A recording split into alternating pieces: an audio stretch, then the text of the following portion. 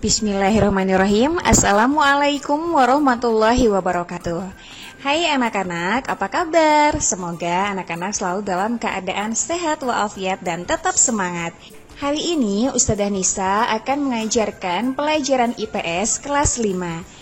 Pelajaran IPS minggu yang lalu kita sudah membahas tentang peristiwa perlawanan terhadap Portugis. Dan hari ini kita akan belajar tentang peristiwa perlawanan terhadap Belanda.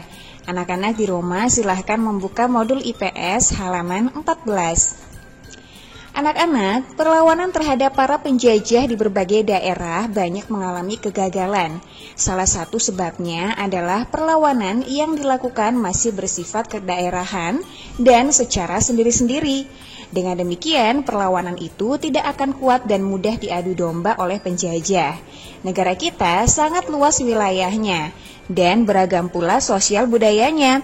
Seandainya setiap daerah, suku, dan golongan bersatu padu melawan penjajah, niscaya penjajah dapat kita usir sejak dahulu kala. Nah, anak-anak, dari beberapa daerah di Indonesia, ada beberapa tokoh pahlawan yang melakukan perlawanan terhadap Belanda. Nah, berikut ini beberapa tokoh pahlawan dari beberapa daerah yang memimpin perlawanan terhadap Belanda. Yang pertama ada Sultan Hasanuddin dari Makassar. Sultan Hasanuddin berasal dari Makassar. Sultan Hasanuddin berhasil menggagalkan Belanda yang akan menguasai kerajaan Islam di Goa. Sultan Hasanuddin juga berhasil menyatukan kerajaan-kerajaan kecil untuk memerangi penjajah.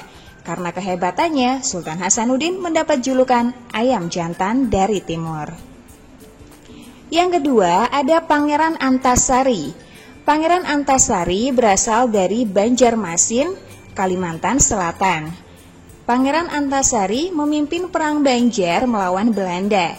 Beliau berhasil mengusir Belanda dari tanah kelahirannya. Pangeran Antasari dianugerahi gelar pahlawan nasional oleh pemerintah Republik Indonesia. Berikutnya ada Patimura dari Maluku. Kapiten Patimura memiliki nama asli Thomas Matulesi.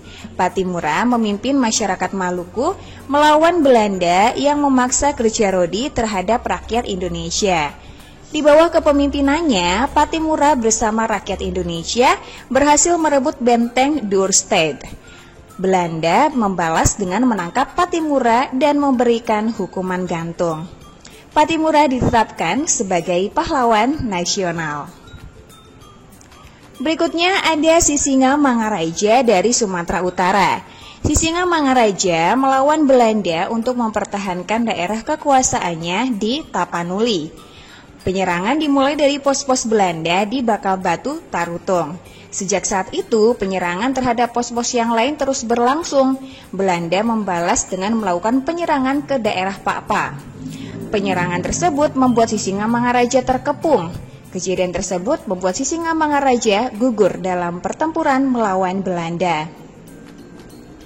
Berikutnya ada Sultan Ageng Tirtayasa dari Banten. Sultan Ageng Tirtayasa berasal dari Banten. Sultan Ageng Tirtayasa memimpin banyak perlawanan terhadap Belanda. Di bidang ekonomi, ia berusaha meningkatkan kesejahteraan rakyat dengan membuka sawah-sawah baru dan mengembangkan irigasi. Di bidang keagamaan, ia mengangkat Syekh Yusuf menjadi mufti kerajaan dan penasehat sultan. Berikutnya ada Pangeran Diponegoro dari Yogyakarta. Pangeran Diponegoro berasal dari Yogyakarta.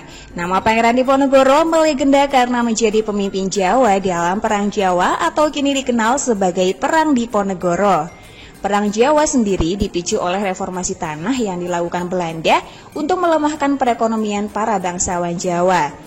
Pangeran Diponegoro memimpin Perang Diponegoro melawan Belanda. Berikutnya ada Silas Papare dari Papua. Silas Papare merupakan salah satu pahlawan nasional asal Papua yang gigih memperjuangkan pengembalian Papua ke NKRI, yaitu Negara Kesatuan Republik Indonesia. Silas Papare mengadakan perlawanan kepada Belanda untuk mempertahankan kemerdekaan.